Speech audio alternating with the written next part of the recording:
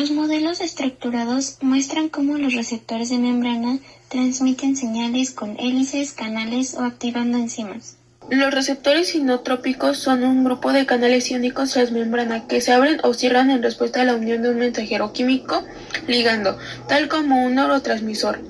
El sitio de unión de un ligando endógenos en los complejos de proteínas LG y CS normalmente se localizan en una porción diferente de la proteína, un alostérico sitio de unión, que es la ubicación del poro de conducción de iones.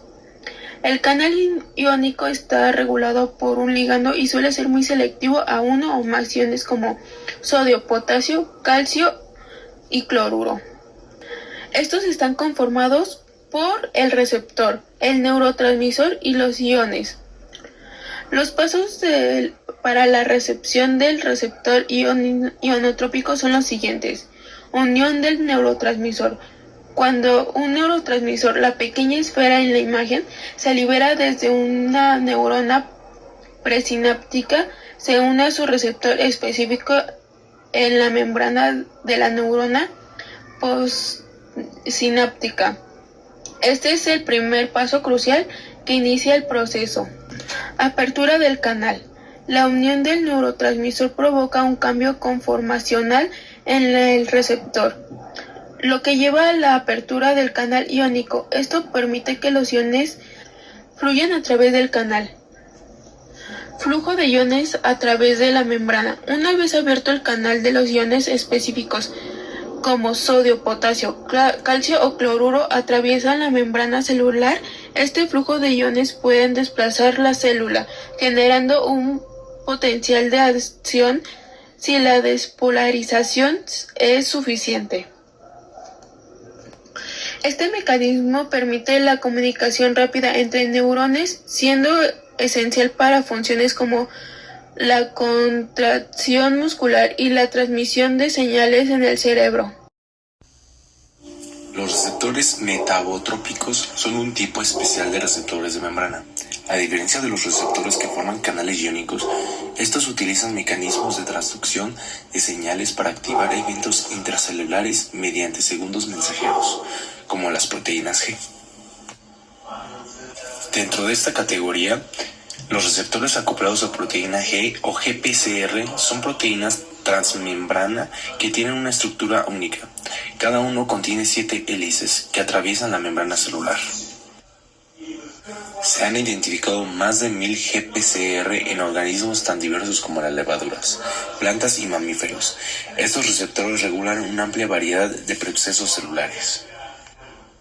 Cuando un ligando se une al dominio extracelular del receptor, induce un cambio conformacional que activa una proteína G en la cara interna de la membrana. Este complejo receptor proteína G es fundamental. Las proteínas G se llaman así porque se unen a un nucleótidos de guanina, ya sea GDP o GTP. Están compuestas por 3 subunidades, alfa, beta y gamma. La interacción del ligando provoca la liberación de GDP y la unión de GTP, activando así la subunidad alfa. Una vez activa, la subunidad G-alfa puede activar efectores como la adenilato ciclasa, que produce el segundo mensajero AMP cíclico.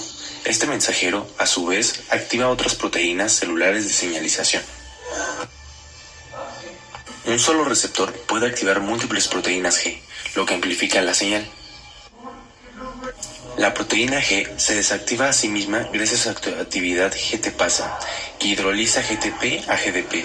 Sin embargo, este proceso puede ser acelerado por reguladores de señalización de proteína G, conocidos como RGC. La interacción con RGC aumenta la velocidad de hidrólisis de GTP, ayudando a regresar al estado inactivo. Para evitar una estimulación excesiva, es necesario que los receptores se bloqueen. Esto se logra a través de un proceso de desensibilización. Primero, el dominio citoplasmático del receptor acoplado a proteína G se fosforila por una esquinasa específica. Luego, esta fosforilación permite la unión de restina, que previene la activación adicional de las proteínas G. En resumen, los receptores metabotrópicos son cruciales para la señalización celular, permitiendo una amplia gama de respuesta a estímulos, desde la activación de proteínas G hasta la regulación a través de la fosforilación. Cada paso es esencial para mantener el equilibrio en nuestras células.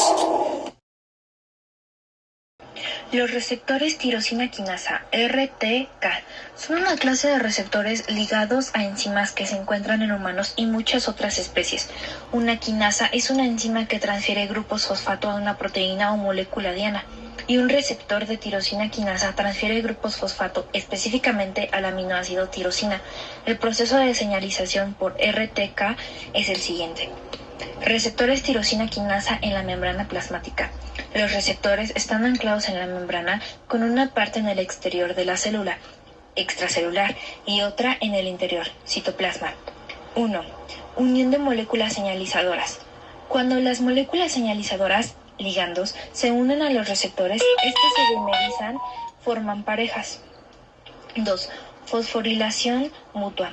Los residuos de tirosina en el dominio intracelular de los receptores se fosforilan mutuamente, es decir, se añaden grupos fosfato PI a las tirosinas de ambos receptores. 3. Activación de señalización extracelular. Los residuos de tirosina fosforilados sirven como sitios de anclaje para proteínas señalizadoras dentro de la célula, lo que activa una cascada de señales que lleva a una respuesta celular específica. Este proceso es clave en la comunicación entre células y en la regulación de procesos como el crecimiento y la diferenciación celular. La vía de señalización JAK-STAT, Janus Kinase Signal Transducer and Activator of Transcription, por sus siglas en inglés, es un mecanismo de comunicación intracelular que transfiere señales desde la superficie celular al núcleo, donde regula la expresión de genes específicos. Es esencial para una variedad de funciones biológicas, incluyendo el crecimiento, la diferenciación celular, la respuesta inmune y el desarrollo embrionario. El STAT consiste en un tipo de receptores tirosina quinasa que poseen características disruptivas y carecen de actividad enzimática intrínseca, es decir, que no tienen la capacidad de autofosforilarse al momento que se une el ligando. Es por eso que estas proteínas deben unirse a receptores JAK. Este es un tipo de quinasa asociada a la porción intracelular de los receptores de citoquinas. Hay 4 miembros de la familia JAK: JAK1, JAK2, JAK3 y TYK2.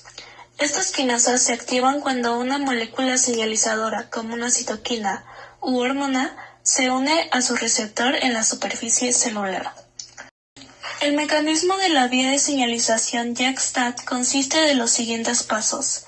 En este caso tenemos a la eritropoyetina, que es la citoquina encargada de la maduración de los glóbulos rojos, y esta a su vez propicia la dimerización de los receptores de eritropoyetina. Cuando esta citoquina se une a sus receptores, esto provoca que las proteínas JAK se unan a los dominios de los receptores y JAK se va a encargar de fosforilar a diversos residuos de tirosina de los receptores, permitiendo la unión de los STAT a los receptores de la eritropoyetina. Esto para que JAK las fosforile en su dominio SH2. Y es mediante la activación de este dominio que permite su dimerización. Una vez dimerizadas las proteínas STAT, estas exponen su fracción, lo cual les permite localizar al núcleo y proyectarse hacia él mediante mecanismos donde el STAT propicia la transcripción de determinadas fracciones de ADN.